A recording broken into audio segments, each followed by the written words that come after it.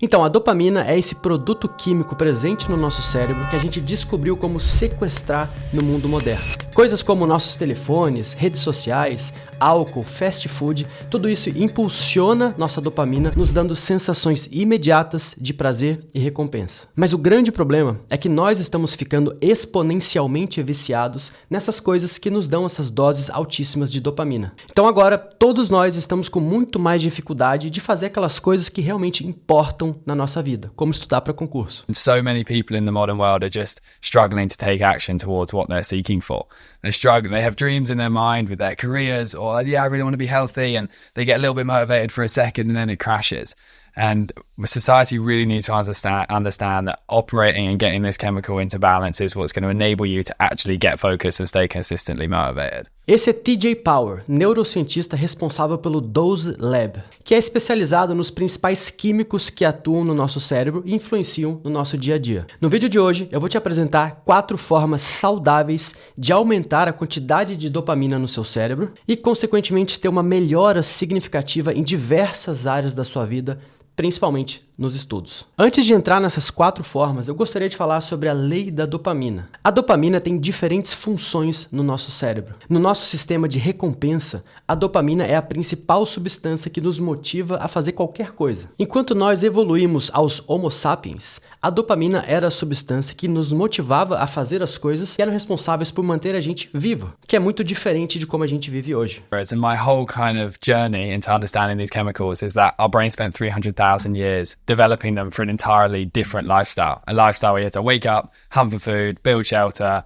connect with each other, fight one another. That's what they're designed for. And dopamine was this chemical that lived deep within us that enabled us to take action toward these challenging things that would keep us alive. In our modern world, we basically figured out how to hack that feeling, that hunting or connecting with people or building shelter. And we'd hack it with things like porn and TikTok and cigarettes, alcohol, whatever it may be. And then it goes on to create very big challenges within our dopamine system, specifically with our dopamine baselines. Então, a dopamina é feita dentro de células nervosas chamadas de neurônios, dentro do nosso cérebro. Começamos com um aminoácido chamado de tirosina, que depois é convertido em algo chamado de L-dopa. A L-dopa, então, vira dopamina, e essa dopamina é armazenada nessas vesículas, que são o final dos nossos neurônios, de modo que essa dopamina agora está pronta para ser liberada por sinapses, que basicamente são as junções entre os neurônios do nosso cérebro e como eles se comunicam uns com os outros. E o negócio mais legal e curioso desse negócio de fabricação de dopamina é que a gente fabrica mais dopamina quando a gente faz atividades difíceis. Quanto mais difícil a atividade, mais dopamina a gente produz. Effectively, the chemical evolved within us to be earned. So the whole way in which it operates is that if we do something that is effortful, dopamine will begin to generate in our brain. And dopamine actually operates in little bubbles. They're called vesicles. And any kind of activity that requires hard work will literally manufacture these vesicles in the brain. Então, se a primeira coisa que você fizer logo depois de acordar for pegar o telefone e ficar rodando no Instagram e no TikTok, daí todos os seus depósitos de dopamina vão ser usados e você não vai ter disposição e energia para fazer mais nada no resto do dia. Seria como se você explodisse aquelas bolhas de dopamina todas de uma vez e usasse todo o seu reservatório. Agora, se você, ao invés de fuçar o celular na hora que o dia começa, você priorizar atividades como alongamento, exercícios físicos, arrumar a sua cama ou simplesmente ir do lado de fora da sua casa tomar um ar, você acaba enchendo o seu depósito de dopamina ao invés de gastar todo o seu estoque. E aí você vai ter muito mais motivação para ir atrás dos objetivos que realmente importam na sua vida, como por exemplo estudar para concursos. Essa é basicamente a lei da dopamina. The law of dopamine is to take action when you wake every day. And what I mean by that is, as soon as you open your eyes in the morning, the most important thing you can do is get moving, effectively. Dopamine is literally involved in movement. There's actually this really big phenomenon on TikTok at the moment called rotting, which is where people literally can't get out of their bed, and particularly teenage girls call it rotting, where they cannot move. They can't get out of their bed to do anything. And the reason that's happened is because dopamine is so low from the TikTok and the sugar and so on that they can't take action at all. If you wake up in the morning and you just immediately get the system moving, even if it feels horrible, actually, the more horrible it is, the more dopamine you're going to generate because it operates in terms of that pain-pleasure type balance. And if you start adopting that kind of principle, take action when you wake every day, it just means dopamine is on a very good path from the moment you begin. Existem duas perguntas que você pode se fazer para tentar descobrir se alguma coisa é boa para sua dopamina ou não. Primeira pergunta, o quão rápido aquilo te dá prazer? Coisas que são naturalmente prazerosas vão aumentar lentamente o seu nível de dopamina e você não vai ter aquela queda súbita depois. Mas se alguma coisa te dá aquela quantidade absurda de dopamina logo de cara e aquela sensação de prazer instantâneo, então é muito pouco provável que essa seja uma maneira saudável de aumentar a sua dopamina, porque depois ela vai sumir rapidamente e você não vai se sentir bem.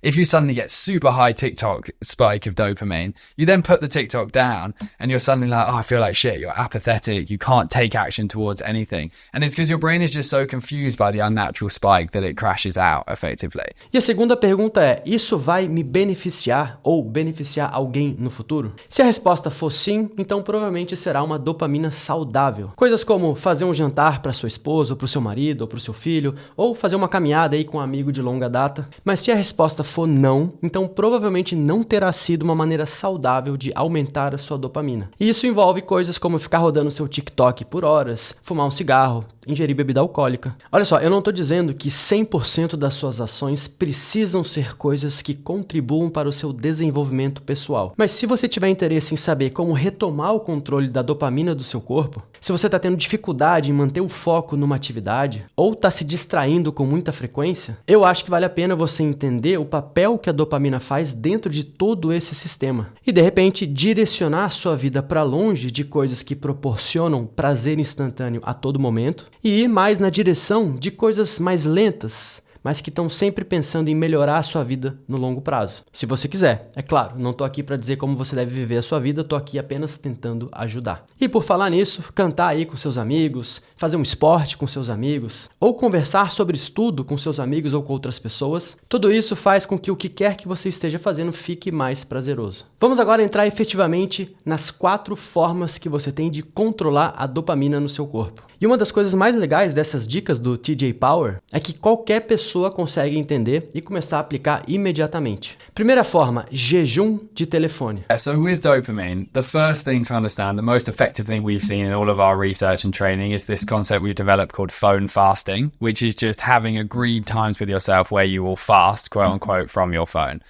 The most important time in your whole life to fast from your phone is when you wake up in the morning. Your brain wakes up, it's seeking for dopamine, it's seeking to attack the day. If it goes straight into the phone, you're really setting yourself on a much more difficult journey. Então, por exemplo, se você desbloqueia o seu celular assim que você acorda, talvez a melhor coisa a se fazer seja colocar o seu celular para carregar fora do quarto em que você dorme e tentar usar outra coisa como despertador. Então, uma sugestão para você é fazer essas 3 coisas aí assim que você acordar. Primeiro, enxaguar o seu rosto com água fria, arrumar a sua cama e arrumar a mesa do café da manhã. Tudo isso está alinhado com a lei da dopamina, porque você está agindo fisicamente e imediatamente restaurando os níveis de dopamina no seu cérebro, ao invés de imediatamente gastar esses depósitos com celular e redes sociais. O ideal é você fazer esse jejum de celular por no mínimo 30 minutos depois que você acordar e 2 horas antes de dormir. Isso é uma coisa particularmente difícil de fazer. Então, se você sentir necessidade, você pode ir atrás de aplicativos que bloqueiam seu celular pelo tempo que você achar necessário. O melhor hábito que eu criei de uns tempos pra cá foi comprar um abajur e ler antes de dormir. Porque além de acumular muitos livros de aprendizado com o tempo, essa é uma maneira muito mais saudável de adormecer. Uma coisa que é particularmente interessante sobre a dopamina é que você constrói e acumula o seu depósito de dopamina, principalmente quando você está entediado. E hoje em dia você não se permite mais ficar entediado, porque sempre que você começar a sentir tédio, você já pega ali o celular, o tablet ou qualquer outro acessório aí que você possa ter em mãos. Actually, in a state of boredom, your brain will be generating dopamine. It goes into this like restorative state where it's sitting there thinking, oh, I've got a break right now, so it's going to build some dopamine. If you constantly just crash your dopamine during your moments of boredom, it's not great for the brain chemical.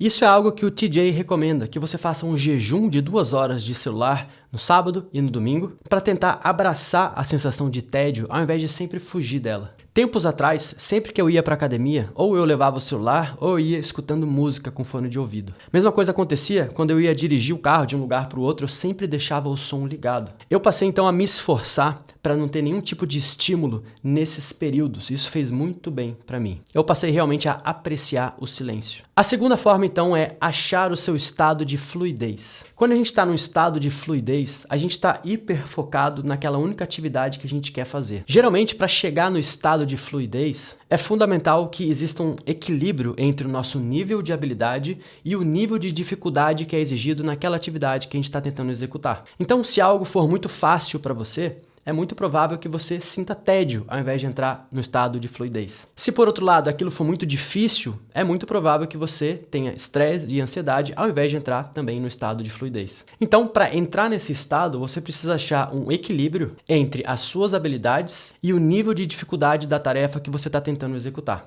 E isso você pode tentar fazer artificialmente adicionando desafios quando a tarefa que você está tentando executar é fácil demais. Ou tentando controlar a sua ansiedade se a tarefa que você está executando está difícil demais e você está se pressionando. O mais legal é que pesquisadores fizeram estudos em que eles escanearam o cérebro humano para saber quais áreas ficam mais ativas quando a gente atinge esse estado de fluidez. E esses estudos mostram que o nosso sistema de recompensa e a dopamina estão fortemente envolvidos. When we enter this flow state experience, it builds dopamine in crazy amounts because our brain's like, wow, they obviously need me right now. You want to think of this dopamine chemical as your friend, and when you're trying to engage in something that's challenging, it's like, oh, he needs support, help him focus.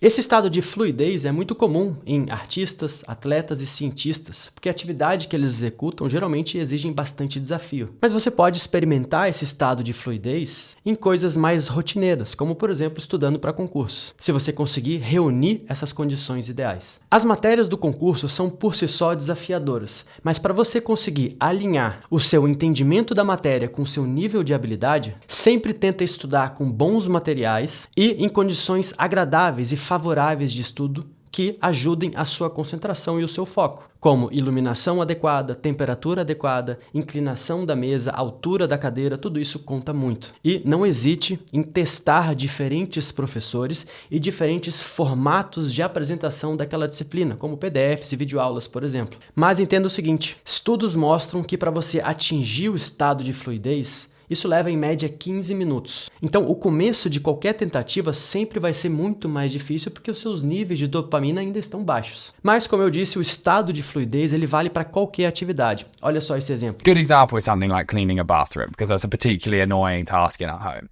What you'll find is the first 5 minutes pretty annoying, and gradually you begin to what's called gain momentum, effectively.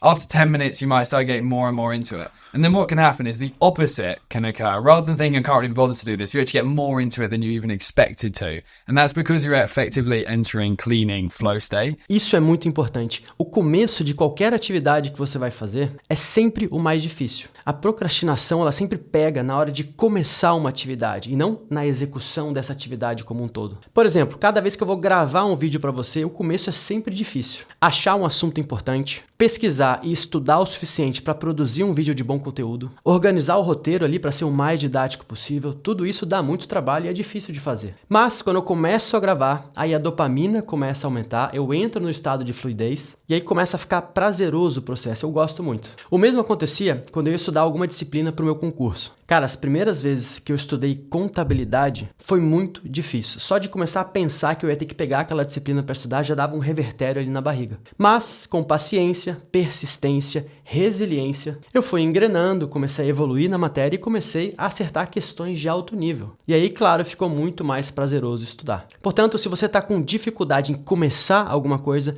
fica tranquilo, porque isso é perfeitamente normal. Vamos para a terceira forma, então, que é a imersão em água gelada. A imersão em água gelada oferece um aumento no seu nível de dopamina por aproximadamente 2 horas. A brilliant psychologist back in 1998 called Sramek discovered for the first time that cold water immersion can raise our dopamine levels by 250%, 2.5 times.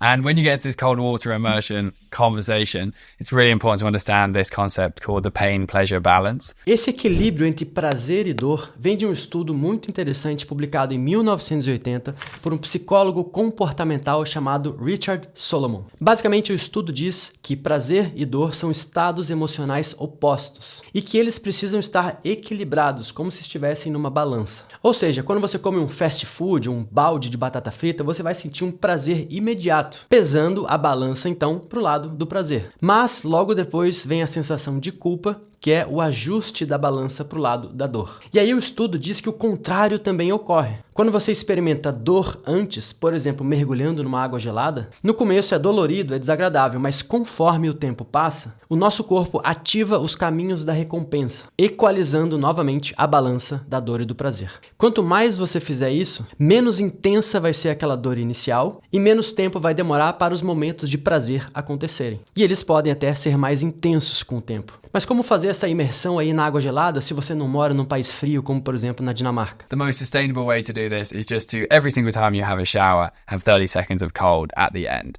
And that will provide a good natural increase in this dopamine chemical to create a rise in motivation and your capacity to focus. A quarta forma é o que o TJ chama de minha busca. And this comes back to the importance of a human always having a very clear mountain that they're climbing in their life. And this was huge for me. I actually was someone that struggled a lot with all of the different addictive behaviors our modern world has to offer. I had to go through the clarification of what am I going to chase instead of all that quick dopamine. And this is where the whole idea of my pursuit came from, that if you are someone that is addicted to all these different things, really the only way to get off of them is to have something else that you're chasing that you're willing to sacrifice for. Se você estiver fazendo as coisas sem uma missão clara ou sem um objetivo claro em mente, eventualmente o seu cérebro vai se auto-sabotar. Porque o nosso cérebro ele é muito bom em identificar quando a gente está fazendo alguma coisa fundamentalmente sem sentido. Por outro lado, se você estiver trabalhando numa direção certa, construindo alguma coisa de valor, sustentando uma família ou qualquer que seja o seu objetivo, se você tem esse objetivo sólido na sua cabeça, isso significa que as coisas que você tem que fazer para chegar lá ficam muito mais fáceis e prazerosas de executar. Uma pergunta que eu recebo com frequência é a seguinte: como que eu faço para saber qual que é o meu objetivo de vida? Como que eu faço para saber se ser aprovado no concurso é realmente aquilo que eu quero para minha vida? Uma coisa que ajuda muito, que inclusive é até mencionada pelo TJ Power em várias entrevistas, é você tentar ficar 60 minutos por dia